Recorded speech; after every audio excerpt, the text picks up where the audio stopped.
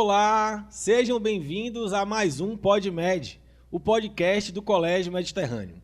Bom, para quem está chegando pela primeira vez, esse é um projeto aqui realizado pelo Colégio Mediterrâneo, onde a gente tem o intuito de discutir, debater alguns assuntos, projetos pedagógicos que acontecem aqui no Colégio Mediterrâneo. Então, por isso, a gente convida professores, colaboradores, coordenadores e alunos e alunas para estarem aqui batendo esse papo com a gente, falando um pouquinho desses assuntos, extrapolando, na verdade, as paredes da sala de aula, né, que hoje, com a tecnologia, a gente consegue ampliar essa discussão para toda a comunidade escolar. Então, a gente desenvolve aqui esse projeto de podcast, né, junto eu, professor Marco Calil, professor de teatro, juntamente com o professor Hélio Renato, professor de filosofia aqui do Colégio Mediterrâneo, ele que fica ali nos bastidores, mas está aqui sempre com a gente, fazendo tudo isso acontecer. Então, desde já peço para, se você não é inscrito no canal do YouTube do Colégio Mediterrâneo, se inscreva no canal, né, comente, compartilhe, mande suas sugestões, faça seus comentários. Se você ainda não assistiu nenhum outro episódio, todos os episódios estão disponíveis lá no canal do YouTube do Colégio. E também, se você não segue o Colégio Mediterrâneo no Instagram, aproveite para seguir, porque lá a gente lança alguns trechos e também é onde são informados e colocados tudo o que acontece aqui de projetos, enfim, do dia a dia do Colégio Mediterrâneo. Tá certo? Então, hoje nós vamos começar aqui mais um bate-papo aqui com professores e alunos aqui convidados, né? O tema que nós vamos abordar hoje, já que estamos em julho, né? Onde temos uma data muito importante, que é o 2 de julho, nós vamos falar um pouco sobre a questão da independência da Bahia e seus contextos, né, históricos e atuais. Estamos aqui com alguns professores que vão abordar um pouco isso para a gente. Então, eu já vou aqui apresentar nossos convidados de hoje. Estamos aqui com o professor João Carvalho, ele que é formado em licenciatura e bacharelado em História. Professor, muito obrigado pela sua presença. Seja bem-vindo. Obrigado, Marcos. É um prazer estar aqui hoje conversando com vocês, Nádia, Christian. Vamos aí aproveitar e bater um papo bem gostoso, descontraído, sobre um tema que é tão relevante. Show de bola. E nossa outra convidada, nossa pró aqui, professora Nádia Rosário, ela que é formada em Letras Vernáculas e com pós-graduação em Gramática e Texto, e vai também trazer um pouco dessa sua visão aí, né, sobre esses assuntos. Obrigado, pró, pela presença. Obrigada, e seja bem-vinda. Obrigada. A gente vai aproveitar para conversar bastante, discutir os temas. Acho que vai ser bem interessante para todo mundo aqui. Legal. E temos também aqui nosso aluno convidado de hoje, Christian Vasconcelos, né, aluno da primeira série do ensino médio, que vai estar aqui trazendo sempre a visão do estudante, né, do aluno, dentro de todos esses processos, né, de todos os projetos, das coisas que a gente desenvolve aqui na escola e de como é ele na sala de aula, como é ele, a relação dele com as disciplinas dos professores que estão aqui. É sempre bom que os alunos que vêm aqui são alunos dos professores, então eles não têm para onde correr aqui, né?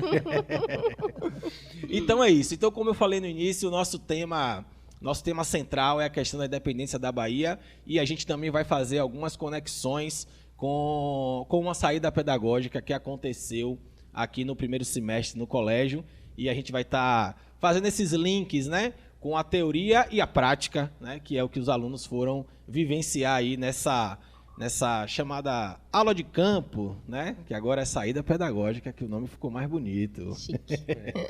Bom, então, vamos lá.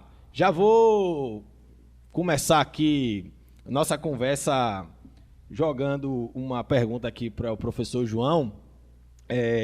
Na verdade, assim, a gente conhece, né, um pouco sobre a história da independência da Bahia, né, porque a gente estuda na escola, enfim, a gente vê em vários lugares, livros, reportagens sobre, mas é sempre bom alguém especialista em história para poder falar um pouco assim do que foi essa independência da Bahia, né? Quais são os principais pontos para a gente se situar, se contextualizar, para a partir daí a gente ir discutindo algumas outras coisas. Então, É com você.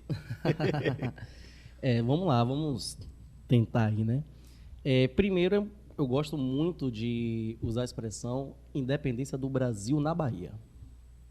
Eu gosto muito de trazer esse aspecto para essa discussão, porque a gente tem uma ideia muito errada de que a independência do Brasil foi um processo simples, rápido, pacífico, unificado, e não é bem assim que acontece. Ele não é rápido, é um processo até um pouco lento.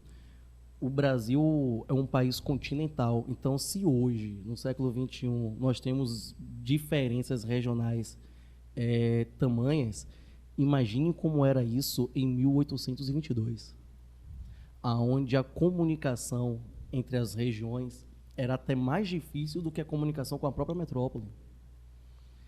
Cada pedaço do Brasil, ele construiu uma relação diferente com o domínio metropolitano. É como se aqui tivessem várias colônias. Então, o nosso processo de independência, ele não é comandado por uma pessoa, só por um grupo. E o Brasil não se tornou independente porque Dom Pedro subiu numa mula, que nem no cavalo, subiu numa mula e gritou independência ou morte. Né? Aquilo é um ato muito mais simbólico, é como se a partir daquele momento ele decidisse levar à frente esse processo. Mas aqui na Bahia, nós temos os verdadeiros heróis dessa independência. Aqui a gente tem uma forte participação popular. Aqui a gente tem o povo baiano dizendo não a esse domínio. É a gente que expulsa as tropas portuguesas em definitivo daqui. Então, a independência da Bahia, né, que eu gosto de chamar de independência do Brasil na Bahia, devia ser um tema de debate não só da gente. Né? Não era para ser um feriado daqui. Era para ser nacional. Era para ser nacional. É verdade. Porque é a gente que resolve essa problemática toda do processo de independência. E é muito complicado a gente não ter uma abertura o suficiente, a gente não ter uma ampliação desse cenário para o restante do país, porque a gente acaba não aprendendo a nossa própria história. Sim. Quando você não conhece a sua história, você repete ela. Essa temática, ela traz um grupo de pessoas simples. Tem participação da elite dirigente? Tem, claro que tem, mas você tem um povo baiano à frente desse processo. Num período que a sociedade ela era patriarcal, você tem mulheres como protagonistas nesse processo de independência. Só por essa temática, o que aconteceu aqui já era para ser muito mais relevante do que várias e várias outras coisas que a gente discute. A gente dá uma mega importância para o plano de uma revolta, que é a Inconfidência Mineira, é o plano de fazer uma revolta, e a verdadeira independência do nosso país é algo que a gente aqui na Bahia estuda de maneira mais aprofundada, e tem gente nesse território que nem sabe o que aconteceu, que não conhecem personagens como Maria Quitéria, como Maria Filipa, como Joana Angélica, como o General Labatu, Corneteiro Lopes. Então, a nossa história, ela acontece aqui. Então, é de uma relevância que a gente não consegue nem mensurar. É aí que a gente consegue só ter uma noção de por que 2 de julho também não é feriado em outros lugares, né? Porque, enfim, essa desconsideração mesmo sobre algumas questões históricas, como você traz, né? E aí, só para já te perguntar aqui, e o 7 de setembro, você considera ele o quê? Ele foi útil para alguma coisa ligada realmente à independência, ou ele foi mais uma questão burocrática? Não sei exatamente o que seria. Bom, na história você sempre precisa de símbolos, você precisa de algumas datas simbólicas, né? A França, por exemplo, ela estima muito a data da tomada da Bastilha. Aquilo não resolveu a Revolução Francesa, mas é uma data simbólica, né, pela importância do movimento que se desenrola a partir dali. O 7 de setembro tem uma temática bem parecida com isso. Não é o 7 de setembro que torna o Brasil independente, mas aquela data, aquele momento, aquele instante em que, em uma parada no Riacho do Ipiranga, Dom Pedro recebe uma carta de José Bonifácio de Andrada, recebe uma carta de Dona Leopoldina, e falando sobre a redução de seus poderes, falando sobre as imposições de Portugal, aquela pressão para que ele retornasse para a corte. E naquele momento, ele decide levar adiante o movimento da independência, um movimento político que já estava até sendo discutido muito antes daquele 7 de setembro. Inclusive, já era uma discussão aqui na Bahia, antes desse 7 de setembro. Quantos anos foi? O 2 de julho foi em que ano? O 2 de julho é de 1823. E o 7 de setembro? 1822. Né? E sem contar que a gente já tem desde fevereiro de 22, né, toda uma efervescência política voltada para essa questão da autonomia, da não imposição de portugueses aqui. 2 de julho é o resultado, é o desfecho do processo, que vem desde fevereiro de 22 e encerra em 2 de julho de 1923. Né? Então, esse 7 de setembro é um símbolo. Essa data, essa comemoração da independência do Brasil, ela já foi celebrada com outras datas, né? Já foi celebrada, por exemplo, em outubro, que foi o período de coroação de Dom Pedro I. Aí muda para o 7 de setembro, justamente para poder criar esse momento simbólico, onde Dom Pedro recebe aquelas cartas ali no Riacho do Ipiranga.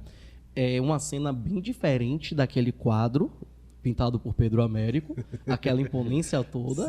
Sim. É aquele quadro que foi encomendado muito tempo depois, e só foi popularizado durante a República.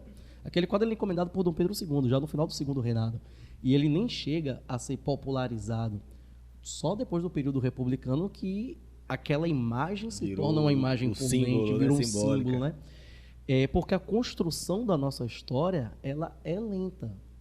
Sim. A construção dessa ideia do que é ser brasileiro não foi um processo simples. Como eu falei, o Brasil, um país continental, essa colonização aconteceu de maneiras diferentes em cada uma dessas regiões, e um dos grandes problemas da independência era unificar essas áreas todas. Porque não existia essa identidade nacional. Um indivíduo que estava no centro-oeste, que estava no sul do Brasil, que estava no norte, que estava no nordeste, ele não tem essa identidade, eu sou brasileiro. Sim. O indivíduo, ele era baiano. Ele é mineiro. Né? Ele se reconhecia ali como integrante do Grão-Pará, do Maranhão. Não existia essa construção de uma identidade nacional. Né? A construção da identidade foi um projeto modernista. Né? Então, só em 1922, semana de 22, é que começa de fato, né, uma construção artística, uma construção, né, na literatura, na arte, para que houvesse uma padronização do que é ser brasileiro de fato, né? Então, como antes ia ser. Sim. E, inclusive, essa é uma das problemáticas para que a gente tenha a independência do Brasil simbolicamente ali celebrada no 7 de setembro de 22, e a gente tem essa ideia de independência da Bahia em 1823. Porque não foi o território inteiro que abraçou a causa da independência de imediato. Sim. Tinham muitos portugueses vivendo aqui, tinham muitos portugueses ocupando cargos administrativos. Algumas províncias consideraram a traição o que estava se desenrolando no Rio de Janeiro. Entendi. Essa manifestação pró-independência, pró-autonomia, que o Brasil, no período, era Reino Unido. Era o Reino Unido, Brasil, Portugal e Algarves. Quando a família real retorna para Portugal, há uma tentativa de recolonizar esse território. Algumas províncias concordam com essa ideia, pela grande concentração de portugueses. Você tinha uma elite portuguesa ainda forte aqui. Outra parte das províncias não queriam perder toda a autonomia, direitos e privilégios que eles alcançaram com a construção de um Reino Unido. Então, tem todo o desenrolar de você traçar, de você alinhar convergências políticas para você manter a unidade do território, para você não fragmentar esse território, como aconteceu com a América Espanhola. A independência da América Espanhola fragmentou o continente. E quando a gente tem a independência do Brasil, a gente não tem essa fragmentação, mesmo com toda essa diferença regional de relação que a gente se construiu. Então, se a gente tem um grande mérito no movimento ali que vai ser encabeçado por Dom Pedro, pelo menos popularmente conhecido que foi encabeçado por Dom Pedro I, se esse movimento tem um grande mérito, é da manutenção da integridade do território, mas que não e o Brasil não ter virado outros países, né? Exatamente. E poderia ter acontecido. Né? Durante o governo de Dom Pedro I, a gente tem a Confederação do Equador acontecendo aqui na região Nordeste. com um viés separatista. A gente teve antes Inconfidência Mineira com viés separatista, Conjuração Baiana com viés separatista. Na época das regências, a gente teve a Revolução Farroupilha, que por 2 vezes chegou a proclamar uma república, República Rio-Grandense e República Juliana. Né? Existia também no período da regência a ideia de estabelecer uma república aqui na Bahia, a República Baiense. Sim. Então, essa integridade do território não foi algo automático que a gente conseguiu. Esse período da monarquia, né? E aí a gente pega, mesmo anterior a essa monarquia ali, com a regência, o governo de Dom Pedro I, a regência que eu digo de Dom Pedro enquanto príncipe regente, quando ele permanece aqui, em vez de retornar com a família real. Aí tem o primeiro reinado, o período regencial, o segundo reinado. É muito complexo esse processo. É muito complicado esse processo. Mas já foi uma aula aqui, já deu para a gente entender bastante um pouco, né, desse processo. E aí também a gente puxando um pouco para a gente poder contextualizar, né, de tudo o reflexo, né, de toda essa dependência até com os dias atuais, né, porque a nossa história ela é construída, né, das coisas que aconteceram no passado para a gente poder estar vivendo o que a gente vive hoje em dia. Como o professor João citou, né, tivemos alguns personagens, né, da independência da Bahia e principalmente personagens femininos, né, que apesar de ser uma sociedade patriarcal, que conseguiram se destacar e fizeram, na verdade, muita diferença nesse processo. E aí eu queria puxar aqui para a Nádia, que como o professor João citou, né, algumas dessas personagens, né, Maria Quitéria, Joana Angélica, Maria Filipa, né? Como é que você vê esse processo, né, da emancipação da mulher dentro da sociedade, né? Sendo que lá atrás, né, desde a independência, né, do Brasil, na Bahia, como o professor fala, a mulher já vinha se emancipando, ou pelo menos buscando o seu lugar e mostrando sua importância na sociedade, né? E hoje, atualmente, a gente vê tantos avanços, né? Sim. E aí, como é a sua visão sobre isso? O que você acha desse processo? Se ainda está lento, se falta muita coisa, enfim. Tá bom. Então, assim, acho que o João falou uma coisa que eu acho que é realmente o que move também a gente, quando a gente vai estudar história, né? Então, a gente precisa dos símbolos, precisa entender que tem marcos, tanto que a gente fica, enquanto a gente é estudante, pensando, porque eu tenho que memorizar tantas datas, é difícil, mas... Quer dizer, não tem mais, né? É verdade. Mas quando eu era estudante, tinha. E como tinha, né? Felizmente não tem mais. A gente alcançou essa época de ter que memorizar. Pra gente tinha essa coisa da marcação, né? Dos símbolos. Então, assim, a importância... Eu acho que o que é mais relevante, assim, de hoje a gente discutir tanto sobre a importância da Maria Filipa, a importância da Joana Angélica e da Maria Quitéria, né? Nesse processo de revolução mesmo que a gente viveu, né, de emancipação da colônia, né, e nos tornar independente. Eu acho que o resultado é como se fosse uma consequência de tanta repressão, né? Se a gente vive numa sociedade que é dividida em hierarquias, dividida em classes, dividida em gênero, né, dividida em raças, é claro que se existe um padrão de hierarquia estrutural, vai existir forças que vão sempre tentar se levantar de alguma forma contra elas, né? Então, se a opressão, o papel da mulher estava sempre tão restrito, né? A vida doméstica, a vida rural, um trabalho mais invisibilizado, né? E os locais de decisão, de mudanças, né? Do âmbito maior, geral, cabia aos homens. É claro que essas forças elas não iam poder conter, né, a vontade, a necessidade de alguns indivíduos querendo romper com aquilo. Então, acho que o mais bonito, assim, e ao mesmo tempo triste, né, da participação delas, é porque a Maria Quitéria teve que sair de casa, né, a Maria Filipa também teve que romper com a família, se esconder na capa masculina para poder participar e para poder fazer diferença. Já a Joana Angélica, como mulher religiosa, se coloca na frente do convento, né, para não permitir a entrada dos soldados e acaba morrendo, pisoteada. Então, na época que eu estudei isso, enquanto eu era uma menina adolescente, né, fiquei impressionada com a coragem delas. Então, a gente, no momento, né, da história da gente, que eu participei, em que as mulheres não tinham, assim, não existia esse discurso sobre o papel da mulher não é a mesma coisa que hoje, né? Então, enquanto ainda uma adolescentezinha que estava ali estudando o processo de história de independência da Bahia, eu achava incrível que nunca imaginei uma freira, né, uma mulher católica se colocando nessa posição, até porque a gente sempre via falar dos padres, né? Na nossa história toda, quando você está estudando a história, é o padre que reza a missa, são jesuítas. Então, ver uma freira fazendo aquele papel, tendo aquela coragem, a Maria Quitéria enfrentando, né, os padrões da sociedade, se escondendo, indo escondida, enganando todo mundo e conseguindo lutar pelo que ela acreditava. Então, assim, eu acho que esses símbolos, eles realmente são símbolos que, enquanto você, né, pertencente ao mesmo gênero, você fica impressionada da força. Se existe essa força no mundo, por que não essa força não poderia também existir no meu mundo, né?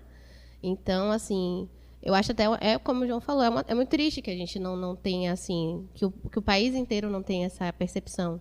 Porque a gente está aqui dentro do Estado, né? Então a gente acaba puxando a nossa sardinha, a gente acaba tentando valorizar, estudar, passar para os alunos. E aí, quando você vai para outras regiões do Brasil, isso talvez não seja tão trabalhado, né? Não seja tão visto quanto aqui é. Então, acho que, claro, essas mulheres que são símbolos, né? Símbolos são importantes para poder marcar também passagens, apesar de a gente saber que no nosso processo histórico muitos símbolos não foram reais.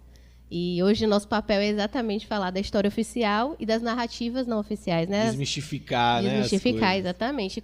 Mostrar que a história também é feita de narrativas, né? De muitas narrativas, e que nem sempre as narrativas que são contadas... São as narrativas que interessavam, né? Ou que interessam para você. A quem interessa que essa narrativa seja oficial, a quem interessa que não seja, né? A quem interessa que essa história da independência da Bahia e a importância dela dentro do processo de independência do Brasil seja levada para o resto do país, né? Porque é de uma região específica, né? Talvez se fosse de outra região, talvez o Brasil inteiro soubesse muito mais, né? Da importância dessas mulheres e todos esses outros personagens que fizeram parte, né? Como até João falou, né? A gente sabe mais de Tiradentes do que desses personagens, o Brasil, na verdade, né? Aí, quando a gente fala, assim, fugindo um pouco disso, né? Da questão, basicamente, de gênero, mas João falou uma coisa que eu também fiquei pensando muito aqui, que é sobre, assim, quando a gente não conhece a nossa história, a gente tende a repeti-la. Quando a gente não conhece a importância e a força da nossa história, a gente acaba também não construindo uma contemporaneidade que entende a sua força. Então, hoje a gente vê o quadro da França, né? E aí a gente pensa como um país que tem uma revolução popular está permitindo o avanço de um projeto político que não tem essas mesmas características. Todo mundo fica espantado, né? Eu vi as pessoas que moram, tenho amigos de fora, e eles falaram isso, né, que isso é muito perigoso. Como assim? É um país que tem claramente, né, um povo que teve uma revolução popular. E aí a gente pensa que no Brasil a gente também teve uma revolução popular, de cunho popular. E são as elites que comandam. Isso, ainda. E a gente não tem a compreensão disso. Talvez se a gente tivesse a compreensão histórica disso, talvez a gente entendesse também a importância que o povo tem e a força que o povo tem quando eles se organizam para algo, né? Então... eu fiquei pensando sobre o que o João falou em relação a isso, né? E, infelizmente, acho que quando a gente realmente não entende a importância da nossa história, a gente também não entende a força que a gente pode ter hoje. Então, acho que isso tem uma relação bem forte. E, para a mulher de hoje, acho que ficou isso, né? A gente teve a existência dessas mulheres, a participação delas nesse projeto, né, de construção de um Brasil que não era mais, né, ligado, que não queria mais estar ligado a Portugal, não queria mais desempenhar esse papel, né? Para além das outras forças políticas e econômicas que estão para além disso, eu acho que é mostrar, assim, que por mais que exista um processo para mostrar que num processo hierárquico desigual, você sempre vai ter forças que vão surgir de tempos em tempos e vão fazer uma diferença gigantesca e que servem de exemplo para nós hoje, né? Se as mulheres, elas abriram espaço para que esse lugar esteja sendo buscado até hoje, né? Porque não existe igualdade, não vai haver igualdade no sistema desigual, né, hierarquicamente, estruturalmente feito para ser assim, né? Então a gente vai ter que continuar brigando por uma equidade, continuar se colocando, ocupando espaços, né? Porque elas fizeram isso, elas ocuparam espaços que não eram feitos para que elas ocupassem, né? Que inclusive eram construídos para que a gente acredite que a gente não tem força para estar nesse lugar. Sim. E eu acho que é isso que a gente tem de positivo. Se não fossem elas e tantas outras mulheres que fizeram que se levantaram contra, né, esse processo. Se não fossem elas, a gente não estaria nesse lugar, eu não estaria aqui, provavelmente não teria sido convidada para falar sobre isso. As meninas que estão ouvindo não estariam ouvindo sobre isso. Se não fosse, não ia ser professora. Não iria, com certeza. Se eu não tivesse ouvido esse discurso, né, você precisa estar nesses outros lugares, né? As mulheres que viveram ao longo da minha vida falando, vocês precisam ocupar também outros lugares. Então, acho que as adolescentes, os jovens tenham esse discurso sendo ressoado nos seus ouvidos, né? Na sua vida, em todas as suas redes sociais. Tem um pouco lá da Maria Filipa, da Maria Quitéria, acho que elas são símbolos positivíssimos, importantíssimos, que precisavam ser mais marcados, sim. No Brasil inteiro, não só aqui, né? Até porque em todo o processo histórico sempre tem alguém para fazer o novo, né? Para fazer o diferente. E óbvio que nesse processo de independência da Bahia não ia ser diferente, né? A sociedade naquela época, óbvio, era muito mais rígida, né, nessa questão de gênero. Então, assim como em todos os outros épocas e eventos históricos, obviamente, ia ter alguém para fazer diferença, para fazer o novo e para mudar e ficar na história, né? Porque é assim que a história avança também, né? Exatamente. Se todo mundo seguir o que está acontecendo ali, nada muda e tudo fica igual, né? Você ia falar alguma coisa? Quando a gente ouve, né, tudo que Nádia trouxe aqui, o que Christian trouxe aqui também, e aí as pessoas ficam se perguntando, poxa, mas por que será que a gente não aprende aquela história exatamente do jeito que ela aconteceu? Por que a gente não aprende sobre os personagens reais, né, que brigaram por essa mudança? Porque isso é arriscado para muita gente. Na manutenção da narrativa exatamente, que queria ser contada lá, né? Exatamente. Se você começar a apresentar para as pessoas que a maior parte dos grandes eventos da história, eles não aconteceram exatamente daquele jeito que a gente imagina ou que foi reproduzido ao longo de muitas décadas. Se a gente começar a apresentar, né, os verdadeiros grupos sociais que ativamente estão lutando, estão tentando trazer essas mudanças, isso abre mentes. Você vai trazer uma reflexão, você vai trazer um senso crítico, você traz consciência coletiva. Isso. Que agente de mudança você está construindo, né? Quando você cria uma imagem coletiva, se você cria uma história, uma narrativa, que consequências isso vai gerar para gerações futuras, né? Então acho que tem tudo a ver com isso, na verdade. Quando as pessoas mais antigas, né, estavam na época da escola, e aí é muito comum as pessoas comentarem assim, poxa, mas história e geografia é só decorar. Decore uma data, decore um nome. Até que não, né? até que não. Eu gosto muito decore uma narrativa. E não, a história não é isso. Verdade. Quando a história ela foi ensinada assim, era entendimento, né? Entendimento do que aconteceu. Exato. Quando a história era ensinada de forma decorativa, o objetivo era não atrair as pessoas para um conhecimento histórico. Sim. Né? Transformar aquilo em algo chato, algo desinteressante, em algo que estava distante da gente. E as pessoas precisam entender que tudo que existe hoje não foi criado hoje. E isso em termos de relações, em termos de mentalidade. A forma como a gente age hoje, a forma como a gente se comporta, a forma como a gente entende o nosso mundo é uma construção histórica. Sim. É uma construção histórica. E é muito importante a gente entender e a gente ter essa noção de como tudo isso foi construído. Nádia falou aqui sobre o encantamento que ela tinha de estudar a independência da Bahia, a independência do Brasil na Bahia, e ter aquelas personagens como Maria Quitéria, Maria Filipa, Joana Angélica, e quanto aquilo atraía. Poxa, tem mulheres ali que estão lutando. Se a gente estudar a história de maneira mais aprofundada, a gente vai perceber que muitos grupos que foram historicamente excluídos de ter a sua narrativa contada, eles participaram ativamente de quase todos os eventos históricos. Imagine a representatividade que isso gera para as pessoas. Só que isso não é interessante para muita gente. Para muita gente. Então, não vale a pena contar. Exato. E aí você vai criando, né, a ideia de que não, foi esse grupo aqui que fez tal coisa. Foi esse grupo aqui que liderou tal movimento. Tá, liderou. Por quê? E se liderou?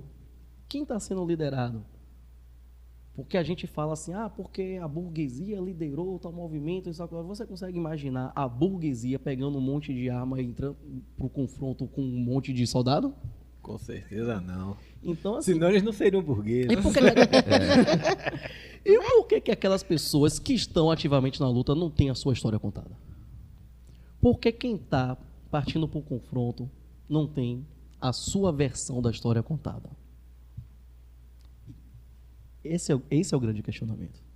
E aí eu quero pegar esse gancho aí, né, dessa visão para Christian poder falar um pouquinho aqui da visão dele como estudante, né? E da sua relação também com essas disciplinas, né? Que abordam história de linguagem, né? E se você tem, assim, alguma visão crítica sobre esse processo da independência, né? Se você também acredita que... Não vou falar que é uma fake news, né? Como os livros são contados, né? Mas... Ainda bem que tem um professor para poder ali desmistificar algumas coisas, orientar que não foi bem assim. Fale um pouquinho pra gente aí dessa sua relação como estudante mesmo, né? Pessoalmente falando assim, eu considero que eu tenho mais afinidade com história. História é uma matéria que eu gosto muito de aprender e tal, tenho muito interesse. Só que eu vejo tanto história quanto linguagens que são... vejo como matérias que estão conectadas, porque as duas têm pontos muito importantes. Um deles é a comunicação, porque em linguagens é um dos pontos que a gente mais estuda, né? A oralidade, figuras de linguagem, como se expressar, como falar. E a história, um dos principais pontos da história é justamente a comunicação, né? Comunicação oral, comunicação visual. E então, as duas estão conectadas nesse sentido. Então, acho que mesmo quando você estuda uma, está praticando uma, você está exercitando a outra, né? Então, ambas estão conectadas. Em relação à outra pergunta sobre meu ponto de vista sobre essa questão da independência da Bahia, né? A independência do Brasil na Bahia, como disse o professor, eu concordo bastante, porque, na verdade, a história do Brasil começa na Bahia, né? E esse ponto final, né, de expulsão dos portugueses aqui do Brasil acontece também aqui, né? Então, 2 de julho é uma data tão memorável e tão importante quanto o 7 de setembro, eu diria até mais, na verdade, porque realmente é algo que é muito significativo, é muito importante. Só que eu vejo muito, inclusive, tanto os 2 professores aqui falaram isso, mas eu vejo uma falta de visão sobre 2 de julho no Brasil em geral. Afinal, tudo hoje é consequência de coisas que aconteceram, né, no passado. Então, acho que é muito por isso. Certo. Maravilha. E até porque também não tem tantos anos assim que a gente vem quebrando esses paradigmas, né? Sobre todas não só da questão da independência da Bahia, mas de todos os processos históricos que aconteceram, né? Principalmente no Brasil. Não é de muito tempo que a gente tem essas desmistificações, né? Eu não sou tão velho assim, então ainda na minha época de estudante ainda era construído essa ideia aí mesmo, né? Claro que a depender do professor que você tenha, que de repente tem uma outra cabeça ou gosta de seguir uma outra linha, você ainda acaba que pega alguma referência com relação a isso.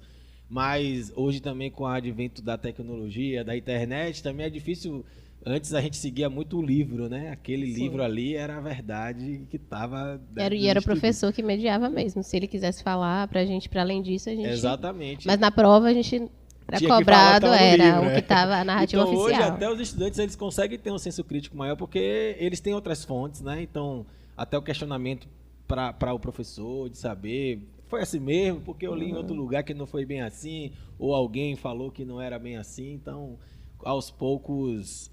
À medida que a sociedade também vai avançando em alguns aspectos, a gente também vai desconstruindo, né, algumas questões históricas aí que aconteceram. E como o Christian pontuou, né, a questão da questão interdisciplinar aqui dos professores, a história foi comunicada da forma, né, como a gente já falou aqui, que os grandes interessados ali gostariam de fazer. E já pegando aqui um pouco esse ponto interdisciplinar, né, como eu falei aqui no começo... a gente vai fazer um link com toda essa questão histórica, né? Principalmente aqui da Bahia, com uma saída pedagógica que tivemos aqui no Colégio Mediterrâneo, com os alunos da primeira e segunda série. Terceira série foi Terceira também? série também. Primeira, segunda e terceira série tiveram essa aula de campo, né? Onde eles foram para a cidade de Cachoeira, né? Que não é muito comum também ter muitas saídas assim para outra cidade, né? Até porque demanda uma certa logística, né? Mas, enfim, deu tudo certo. E aí eu queria que vocês falassem um pouquinho de como foi essa saída, né? Essa aula, quais foram as conexões a partir das vivências lá que vocês podem trazer para a disciplina de vocês, né? O que foi debatido e discutida com os alunos lá. Acho que Christian pode começar, porque foi para que eles pudessem ver essa experiência, Pode né? ser, assim, sim, como sim. foi essa vivência, o que você acha que foi marcante, que é interessante, assim, o professor estava trabalhando isso, ou a professora estava trabalhando isso na teoria lá na sala e na prática a gente conseguiu visualizar aqui, enfim. Pô, foi uma experiência muito boa, de verdade. Porque, primeiramente, a gente sai do ambiente comum, né, do normal, ali da sala de aula e tal, e fica frente a frente, né, com o que a gente estava estudando. A gente pode-se dizer que a gente ficou frente a frente com a história, né? Então, ver ali os objetos, os artefatos, os locais que tudo aconteceu, é diferente. E eu acho que dá um aprendizado muito maior do que se a gente estivesse só olhando ali imagens ou vídeos no Google. Teve a questão também de que foi algo descontraído, né? Não foi só ali uma viagem, aprendeu, foi embora. Não, tem a questão ali de que a gente foi viajando com o pessoal e tudo. Então, foi muito divertido mesmo. E foi realmente uma experiência muito boa, porque eu acho que para muita gente que tem dificuldade em ficar ali aprendendo só lendo e tudo mais, ter essa experiência pessoal, né, de estar vendo ali frente a frente e tudo mais, foi muito maneiro mesmo. E quero saber os bastidores, e no ônibus, aquela bagunça. Ah, com porque certeza, não. não. Mais ou menos, não sei quanto tempo dá de não, viagem, não. mas deve ser no mínimo uma horinha, né? Até mais, Cachoeira. Bem mais, com certeza. Teve gente querendo dormir, a galera bagunçando, dando um tapa no outro. Foi maluquice. Teve gente estressada também, mas foi bom. Tapa de brincadeira, gente. Carinho, é carinho. Você Carinho, sabe como é as carinho, crianças, né? Aquele carinho Docinhas. delicado entre eles. Mas e pra vocês, João e Nádia, assim, como é importante, assim, os alunos poderem vivenciar na prática, né? E o que é que mais importante teve, assim, que vocês puderam abordar né, lá na cidade, no local, enfim. Bom, Christian trouxe uma coisa muito legal, que é você sair do comum, sair desse lugar comum. É um dia diferente. A partir do momento que você já tem um dia diferente, isso já facilita o aprendizado. E já fica marcado, Já né? fica marcado. Você já tem um dia diferente, onde o processo de aprendizado é feito de uma maneira mais leve, de uma maneira divertida. Então facilita ainda mais o aprendizado. E vem a parte mais importante, você conseguir visualizar as coisas. Por mais que a gente fique numa sala de aula comentando, poxa, a estrutura era assim, era assado e tal, Mostrando você mostra vídeo, um foto. vídeo, é diferente de você estar ali. No momento que a gente estava na casa de Câmara e Cadeia, Sim. e a gente fala muito sobre essa questão do encarceramento, né, das pessoas que cometiam ali, não só a questão dos crimes, mas, por exemplo, quando a gente fala dos escravizados e esse encarceramento desses escravizados. E no momento que a gente estava ali na casa de Câmara e Cadeia, ouvindo atentamente o guia, a sensação de Sentindo o abafamento calor e de daquele calor lugar, no desespero que é Que ficar você não ali com consegue muita ver no gente. vídeo, que né? você não consegue ver Sentir no no vídeo. vídeo. Absurdo. Não É teve absurdo. um stories que desse conta do calor e a gente pensando que tinham 200 pessoas ali dentro. Exatamente. Como? E que no dia a dia tinha muito mais gente ali do que a quantidade de pessoas que estavam fazendo aquela visita, Com certeza. né? E que estavam em condições subhumanas, porque ali já está um ambiente preparado para receber essas visitas, né? Não era daquele jeito Não, aí, né? exatamente. Era de uma maneira É ainda só mais uma precária. amostra, né, né? do que era. De lá para cá já aconteceram algumas adaptações ali. Então, E nem tava o dia mais quente do e ano, nem né? tava o dia mais É. quente. Não, A gente exatamente. estava num dia quente, mas não era Se mais a gente quente. faz aquela visita em fevereiro, De janeiro. né? Então, é diferente, não tem argumento que você construa numa sala de aula mostrando uma foto que vai dar a experiência de você estar no lugar. Olha, era aqui que eles ficavam. No momento onde a gente estava ali no convento de Santo Antônio, Paraguaçu, que os meninos foram até um local aonde, quando os escravizados chegavam naquele ambiente, quando eles eram colocados para serem castigados por alguma, entre aspas, má conduta, aspas gigantescas para essa ideia de má conduta, né? E era um local que entrava água. Entra água por causa da maré, entra água por causa da chuva. E os meninos perguntavam, poxa, mas eles ficavam nesse local com água? Pois é, eles ficavam aí. E às vezes enchia ao ponto de alguns daqueles indivíduos que estavam aprisionados ali falecerem, morrerem afogados. Então, você vivenciar é diferente de você ouvir, de você ler num livro. Você circula por Cachoeira, que é uma cidade tombada, você consegue ter mais ou menos uma ideia de como era uma cidade colonial. Ela mantém as características. Ela né, tem essas características. É muito diferente essa questão do deslocamento, por exemplo. Os meninos, poxa, a gente andou o dia todo, tinha os meninos que já estavam, né, ofegantes, né? Os mais sedentários. E aí, nesse momento, você aproveita, puxa uma conversa, uma discussão. Assim, imagine que no século XIX o deslocamento era assim. No máximo, você tinha uma pessoa com poder aquisitivo maior que conseguia comprar ali uma carroça e tal, mas a maior parte das pessoas deslocavam andando. Sim. Deslocavam andando e no século XIX, cheio de roupa. Eu ia falar, vestimenta. Camadas e já camadas era- de roupa, né? Com aquele calor absurdo. E sobe ladeira e desce ladeira. Então, são experiências que eles vão levar para a vida inteira. Então, toda a saída pedagógica, né? Essas antigas aulas de campo, elas trazem um ganho que a gente não consegue medir. Não tem como você mensurar isso. E você, Pro, assim, da visão assim, dentro da sua disciplina, o que você conseguiu ali visualizar, trabalhar com eles? O que que... Na minha visão, que foi assim importante, primeiro eu pensei muito sobre o fato de muitos alunos aqui da escola, né, por morarem, a maioria deles moram na região da Vila Laura, né, poucos alunos moram muito longe da escola. Então eu achei que foi interessante eles terem contato com um universo que eles não têm contato quase em momento nenhum da vida, né? Então muitos ficavam impressionados com os animais no caminho. O cenário é completamente diferente de um cenário urbano, né? Sim. Então, assim, eu estava ao redor de alguns alunos, olha tal coisa que eu vi no Instagram, e aí eu dei risada e falei que legal que eles podem viver esse momento, o momento que eles vão conhecer e vão sair das suas bolhas, né? E ter a chance, nem todos têm a chance de viajar com as famílias, com constância. Então, eu achei que foi um momento assim muito rico para uma ampliação de visão de mundo, que eu acho que é isso também o papel que é fundamental da escola, né? A gente tem sim que passar os conteúdos programáticos, a gente tem que dar conta dessa questão mais burocrática, digamos, de educação, mas a escola é esse lugar de vivência, né? De experiência social, como o Christian falou, de brincar, de ter esse momento de socializar com as pessoas.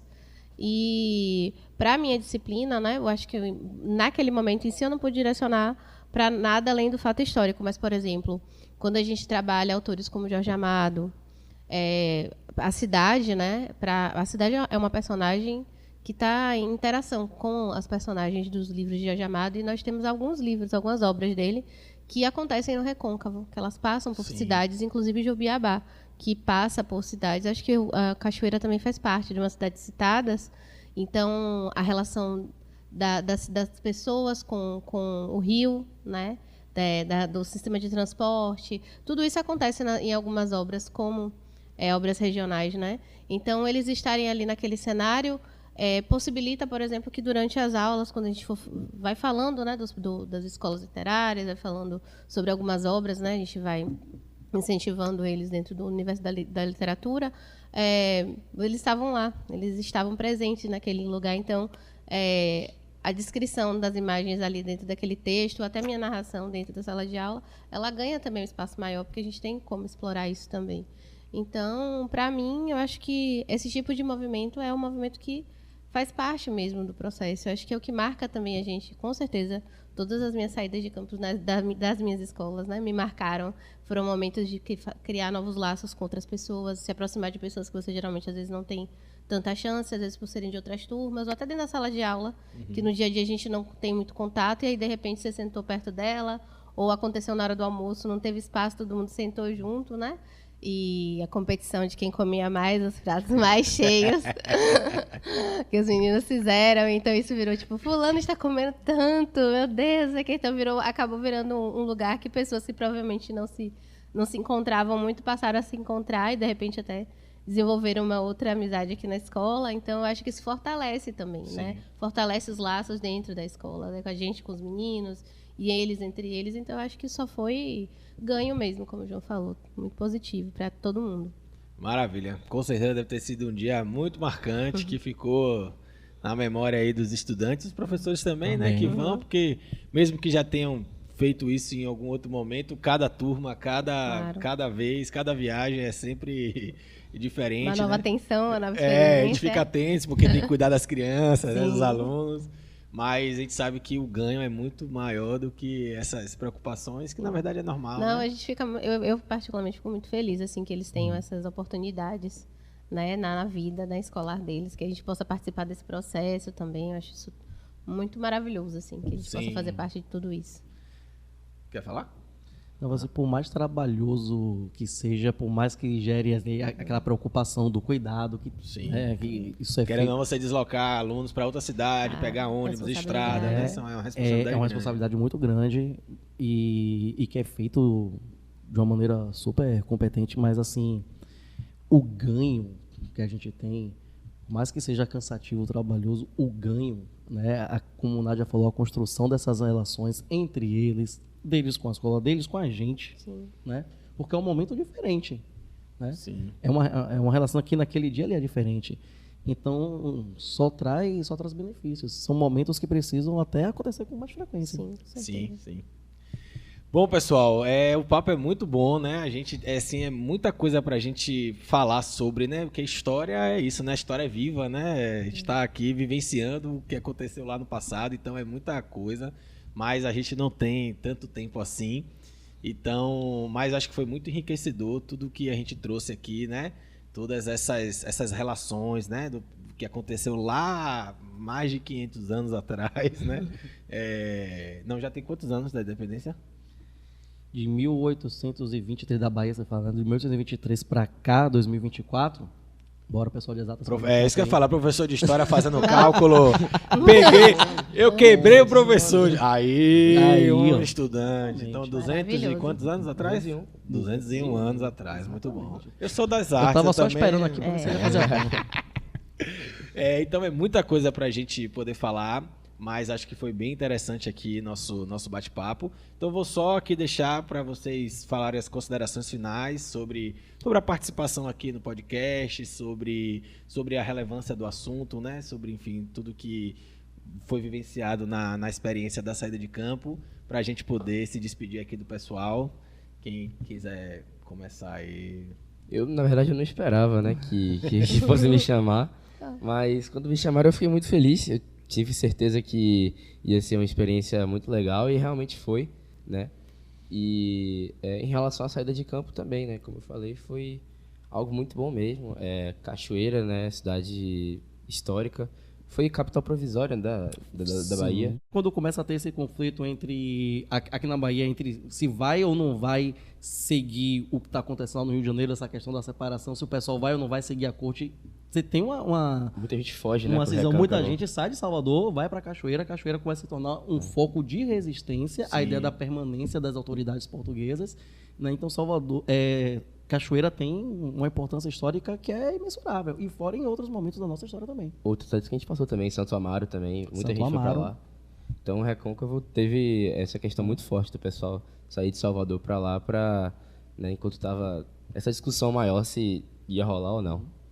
E o Recoca, se a gente ainda voltar mais na história, ainda vem a questão da economia açucareira e por aí vai. Então, certeza. a gente ficaria aqui até amanhã falando disso.